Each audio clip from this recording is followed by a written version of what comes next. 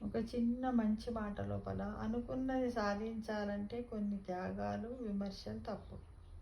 త్యాగానికి వెనకాడకుండా, విమర్శలకు కుంగిపోకుండా విజయం సాధించడమే అన్నింటికి సమాధానం.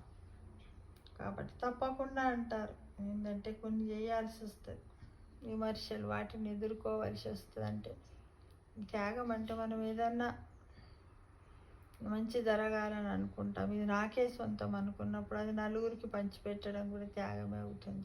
ఎందుకంటే ఉమ్మడి కుటుంబాలు ఉంటాయి. అలాంటప్పుడు మనం ఏంటంటే స్వార్థంగా చూసుకోకుండా ఉన్నదాన్ని నలుగురికి